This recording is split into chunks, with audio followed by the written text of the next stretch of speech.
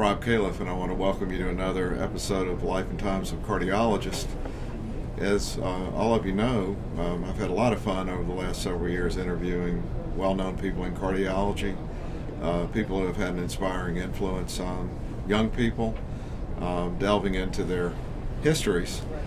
I had the pleasure last night of spending a little time with Bill Roberts, who I really am trying to emulate with this video version of what he used to do in the American Journal of Cardiology. And I was the subject of one of his interviews, and a lot of people read it and commented they learned a lot about me that was useful in a variety of ways from that. So today I'm fortunate to have with me Paul Ridker, who I think everybody knows has had a huge influence on the field of cardiology, has garnered a lot of accolades for good reason. And Paul, welcome to the show. Rob, it's fun to do this, and actually I think you're right. I think Bob's article is really interesting, and you're doing a video. Is this an update of that? So it's great. So let's go back to the origins of Paul Ridker. Tell us about where you grew up and what your family is like, the family you grew up with. Well, actually, I had a fairly interesting childhood. I was born in St. Louis. My dad was an economics professor at WashU, and my mom's actually an artist. But what was interesting growing up is that I consider Washington, D.C. my home, because my dad was in the Foreign Service, and so we grew up overseas a fair amount of the time. And my parents were clearly children of the 60s. They were, I'll give you the best example is 1967. You may remember the Beatles went off to India, so my parents went off to India. I was in 3rd grade. My older sister, was in 4th grade. And we packed up and moved to Delhi, which is a lot different than it is now. And so my dad's career was in the Foreign Service as an economist doing population demography, population development. And it gave us as kids a real view of the world. So Washington, D.C., and then living overseas back and forth was how we grew up. Just the one sister, or were there other children in the family? There's just the two of us. My sister's an architect. She's still in Washington, D.C. I'm the only one that went away and didn't come back home. What other countries did you live in besides India? Well, India was for a full 2 years. But the family traveled a lot, and that gave us the opportunity to be in a lot of different places. And actually, one of the great things, as you know, about a career in academic cardiology is the travel we do in our professional lives. And it's been a real blessing to me to be able to take my kids all over the world. It's a great part of this job. Tell me a little bit about what India was like. As you know, I'm spending a little time in India myself now, and really learning a lot, I think, from it. But it must have been amazing back in those days. Well, I've had the opportunity to go back to India a couple of times since. Now there's a subway in New Delhi, as you know, and Mumbai is this enormous city. In the 60s, India was it was pretty third world. I was an embassy brat, so we got to live in a very nice place. But the country was fabulous in terms of people, food, culture, music, history, art. But we had people living on the street in front of our house. So the dichotomies of India that you still see a bit when you get outside the major cities, or if you, depending on where you go in those cities, back then was everywhere. There really weren't nice places. It was pretty much straightforward. I also remember when we arrived in India, when we left Washington, D.C., our moving van was a moving van. We arrived in India, it was a bullock cart, you know. And I still remember, when the plane landed, they first did a sweep of the runway to get the cows off, and then came back around to land the plane. And that's changed a lot, obviously. It's amazing now to see, they say 100,000 people a month are moving from poverty to middle class in India now. It is extraordinary. I was in Mumbai just a couple of months ago, and still the enormous poverty, but something very different. In the poorest areas, kids had clothing, people seemed to have food, and quite remarkably, and so impressive to me, kids were going to school. Whereas 20 years ago, they would have been 0 for 3. And I think education is the key to this whole thing. And seeing people at least having survival levels of food, having clothing on their back, and watching the children with a school book, I think it's a pretty good future. Now, what kind of things were you personally interested in as a kid growing up? Were you a science nut, or were you a sports freak, or what? How'd you characterize yourself? Yeah, I liked school, I have to admit. Always have been a student in the broader sense of the word. Did a lot of athletics growing up. Still play a lot of tennis now in my adult life. Played fairly seriously when I was younger. But I think also I was one of those kids who in high school was very interested in science. I'll tell you an interesting story that I think will surprise you. So this experience of how you grow up and what it ends up doing to you is very real. I think it's okay to talk about this here. When I was in India, I actually got sick as a kid. And when we came back to the United States, my parents had a dilemma. They very much wanted to go back, but their son was having some issues medically. So I got referred as a kid eventually to the NIH. So my personal experience of what doctors do was formed when I was 12, 13, 14 years old. I thought everybody did research on really interesting problems. There's a physician at the NIH, a guy named Warren Strober. He's still there in the mucosal immunity branch, and he was my personal research sciences doc. I think that was my introduction to medicine, was being, a kid with a problem that I never would have gotten if I hadn't lived in India. Never been a problem living here. But I really, really thought for a long time that everybody did this mix between science, research, and that was how I ended up where I am. I mean, think about it, it's quite an unusual exposure having parents with their interests as you did, your dad being a university professor and then being exposed to medicine at the NIH of all places. Well, one of the interesting things is that my first appearance in the New England Journal of Medicine is as a patient. Wow. There's a case report published mid-1970s of a certain immunodeficiency that, again, doesn't really matter that much. Now they probably would think I had something awful. But back then, and I'm there as the patient. And again, it struck me that this is what people did in medicine. Were you actually identified? No. No HIPAA violation? No, I'm just no HIPAA violation. I'm just patient X. But it's a really interesting kind of thing to see the NIH from the living in Building 10 point of view. We used to go up to the top of Building 10. They have a basketball court up there. They got ping pong tables up there, and my blood became very useful for a number of people's research careers. So That's for amazing. years, yeah. But I got a summer job at the NIH, partly because they probably wanted my blood. And that summer job was in immunology, and I'm pretty convinced the reason I do sort of this mix between inflammation biology and cardiology is partly because I had a fundamental interest in immunology going way back to these childhood issues. So when did you know you wanted to be a doctor? Was it all the way back then? No, about maybe sophomore, junior year in college, I kind of figured out I was pretty good at this stuff, doing well, and but I had kept up with these physicians at the NIH over the years. I thought I was going to actually do basic science. I thought that was where I was heading, and then medicine, and I think the people part of medicine sort of kicked in. And Where did you go to college? I went to Brown. Why did you pick Brown? My sister was there. Ah.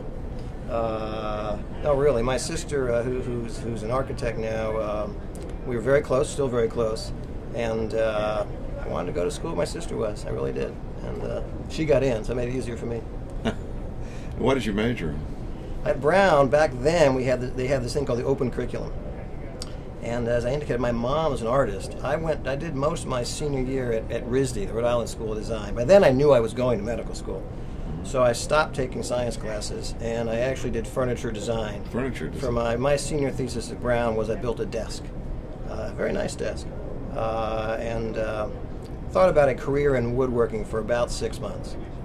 That would not have worked out real well, but that is what. Do you still have an interest in furniture? And you know, I when we moved into our current house, I did build a small shop in the basement, but it is time consuming. So now my interest is mostly looking at furniture when I'm at museums and things like that, and but it's so time consuming to do it. Now, was there anyone, either in high school or college, that was an inspiration to you when you were coming through? Someone who changed your view? And obviously, this doctor at the NIH was critical to you. So this guy Warren Strober really was critical because, as I say, he was not only my physician, but he's a fundamental, basic scientist, MD, PhD type who spent his entire career. And what's remarkable to me is that he's still very active at the NIH and still runs his lab. And I think that was very inspirational, this idea that he's still, and actually he would say he's doing as good science now as he ever did. And I think that's great to see. That was very, very important. What about in college? Well, college was a bit of a mixed bag from a science point of view. By the time I figured I did want to go to medical school, I started doing other things. I come from a family that's very literary. My children are heading off in literary directions. And as I said, my mom's an artist, my sister's an architect, and so college became a sense of, okay, I'm going in this direction, I'm spending my college time doing something else. So it wasn't really until later on that the rest of it started to kick in. And where'd you go to medical school? So I went to Harvard Medical School. Was that your aspiration? Did you want to be a Harvard person? Or? No, I was kind of shocked when they took me, actually. And in fact, I got in off the wait list, so I think I was on the lower end of what they were expecting anyway. Ended up obviously being a great experience. But I still was really very unsure about what I wanted to do. I almost went into surgery. I think that was the woodworking part of me. That was the hands-on, I can build stuff part. And then I had that panic that I see a lot of young students having, which is sort of third year of schools rolling around, you have no idea what you want to do. And I was very, very fortunate. I got a fellowship to go overseas for a year. So I spent between third and fourth year, I had an extra year there, where I actually went to Zimbabwe, went back to do what I thought would be development work. And that was being driven because another close friend, a guy named Moshe Efrat, who's now in Israel, but at the time was my parasitology professor at Harvard, I thought I was going to be an ID doc. I had these infectious issues when I was a kid. I was interested in immunology. So I went to Zimbabwe for a year to do what I thought would be parasitology, infectious disease work. But that happened to be collinear with the AIDS epidemic exploding. So this would have been 79, 80. And so I ended up actually being a physician essentially in 2 different refugee camps at a time when I wasn't ready to be a physician yet. And so it was a very steep learning curve. But it ended up being really a fantastic year, learning a lot about, well, healthcare in the third world, but also a lot about how chronic diseases also affect that part of the world. That's fascinating.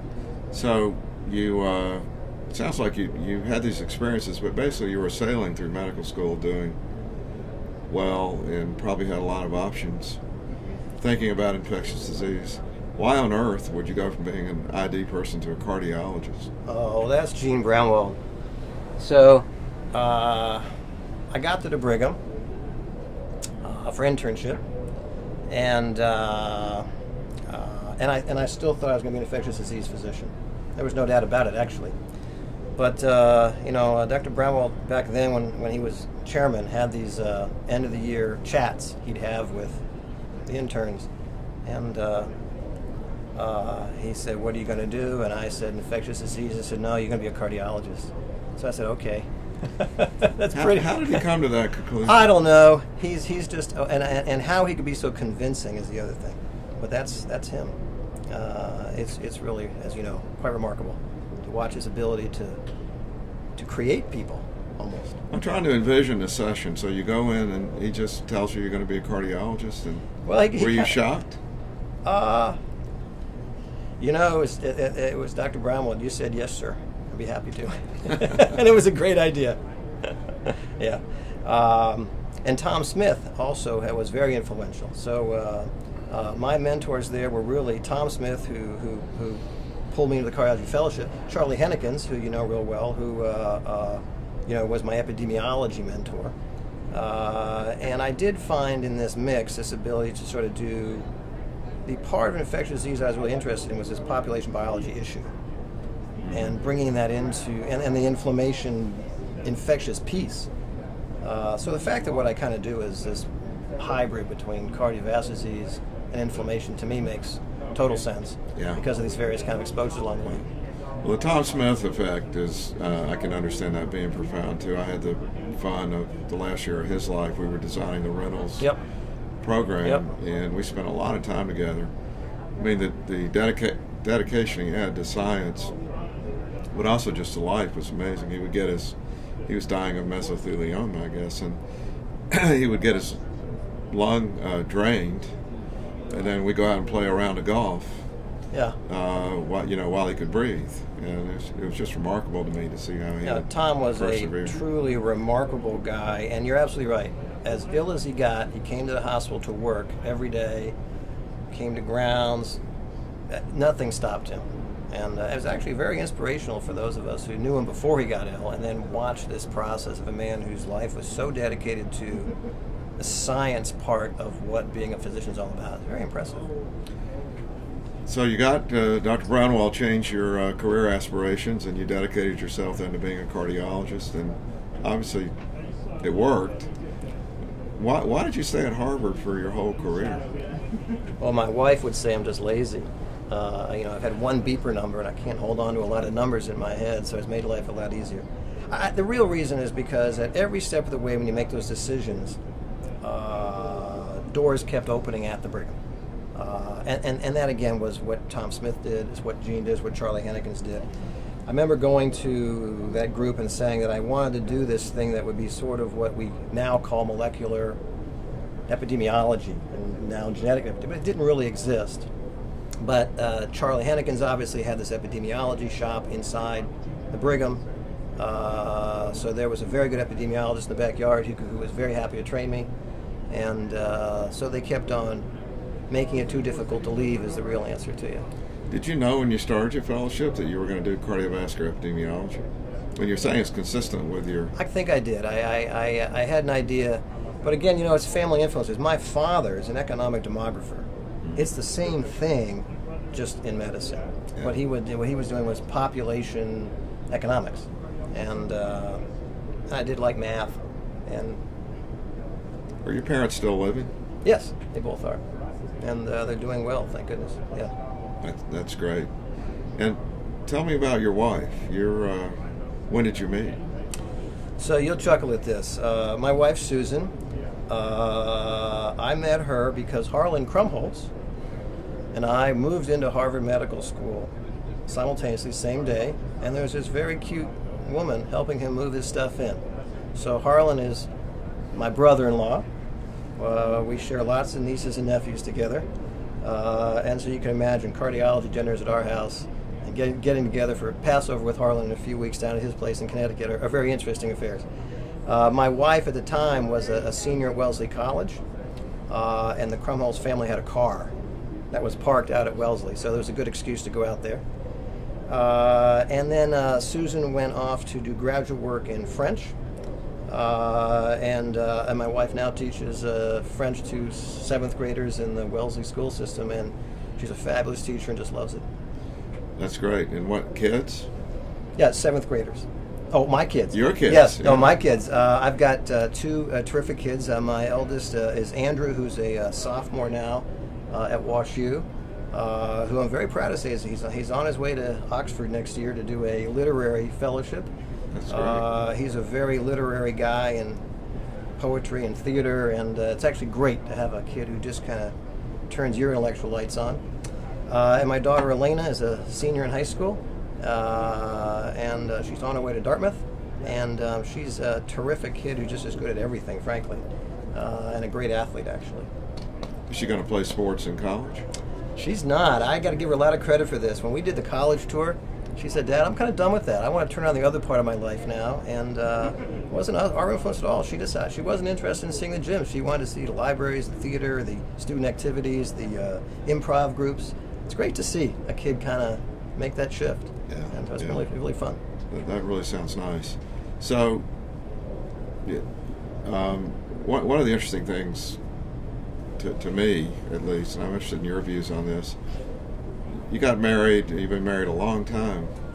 not many in my medical school class are still married to the same person that they were married to during medical school. How about yours? I will be married to Susan for a long time coming.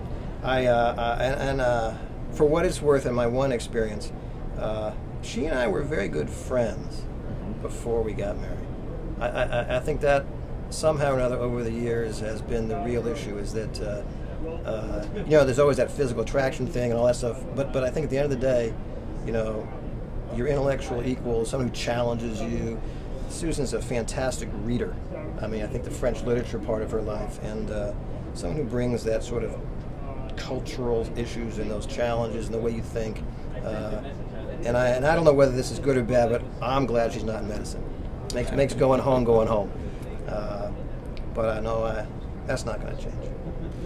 So maybe in the last part of the interview, we can talk a bit about what happened after you went into this field and how you see it evolving, and some ideas that you might leave people with as they're thinking about their futures.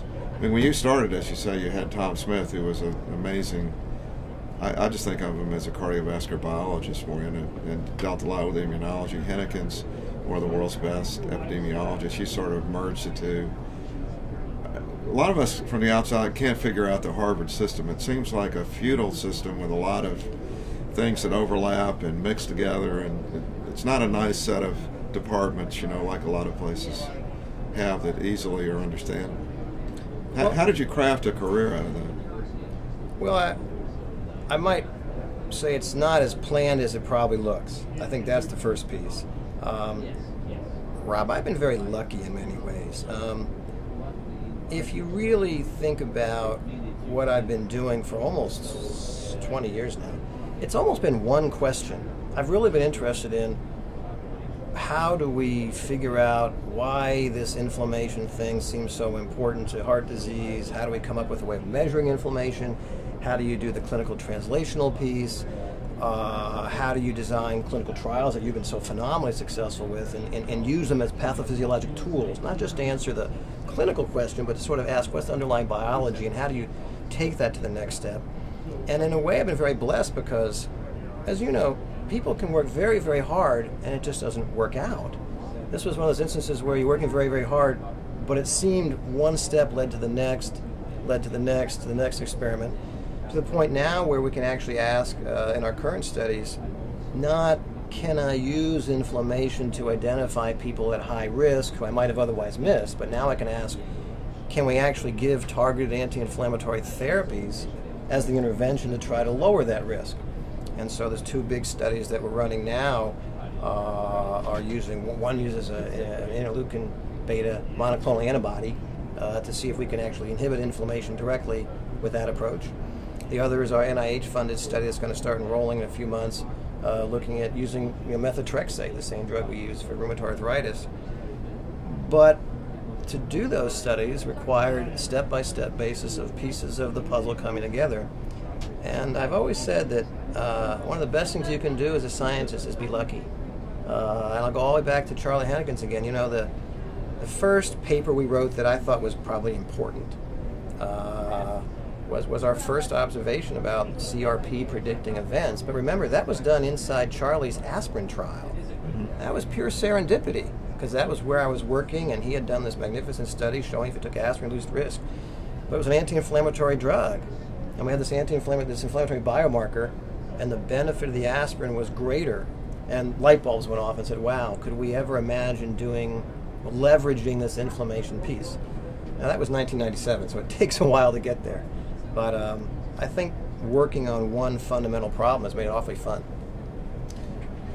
So is that, if you were to give people advice now, thinking, let's say you're middle year cardiology fellows and they're considering a career, what would you tell them to think about now?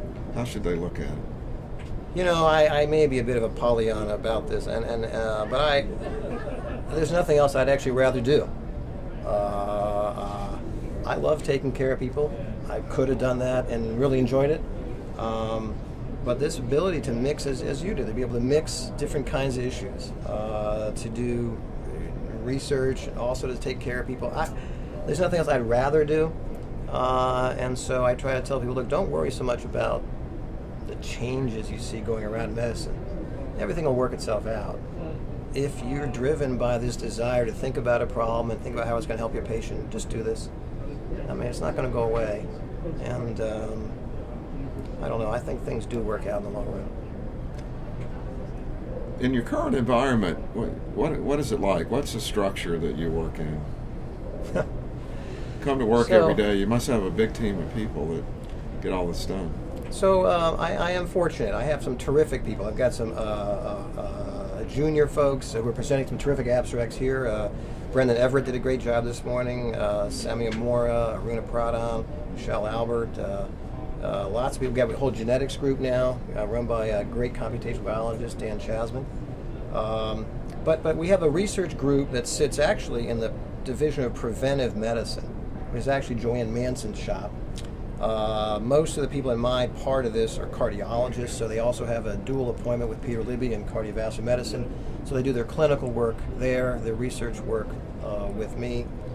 This is all housed in something called the Center for Cardiovascular Disease Prevention, which really was a creation that Victor Zhao helped me to work out, so we had a place to put these people in a way to sort of keep the grants in one area. But Harvard is a funny place that way. It was a structure built in order to allow this to happen, not vice versa. Yeah. Right. I think there may be a lesson there in how people currently think about things is so structured that maybe by creating places for innovation that are separated out a little bit might be a good thing to do. It certainly worked well in our case. I think the freedom to pursue a scientific idea free of the structural problems, as long as you get grant money to pay for it, has worked out well. So last thing I'll ask you is give me a prediction on what's going to happen with your inflammation theory and modification of inflammation. You have 2 trials going on now. Where's all this headed? Well, the perfect outcome would be that they both work. That we demonstrate that 2 different pathways of inhibiting inflammation lead to lower cardiovascular event rates. Now, my guess is that the methotrexate study has the best observational data. Remember, rheumatoid arthritis patients getting methotrexate have lower vascular event rates, but it's probably a fairly toxic way of getting there, since it's fairly nonspecific. The canakinumab approach, I think, is going to be very safe. The question was, will it be effective? If they're both effective, I think it's going to be an enormous win, because what will immediately happen is, we'll have different ways of treating people, but it will trigger an enormous amount of really sophisticated biology to say, okay, if these 2 broad-based approaches to inhibiting inflammation work so well, where's the real target and how do we get there? And with the canakinumab experience, since it's a sub-Q drug, it can actually be a very therapeutic approach, which would be very exciting. There were 2 interesting papers in the Lancet just last week about interleukin-6 pathways and changes in that pathways leading to a drop in CRP, a drop in fibrinogen, and a drop in event rates. That's great, because that's what both these trials do is they lower IL-6. And so from a biologic perspective, there's a lot of excitement there. Both trials will have gene banks. They'll both have a lot of other science built in. But if one or both works, it's going to be a real change for us. Well, I hope it does work. It'd be great for patients and would lead, as you say, to a lot of new biology.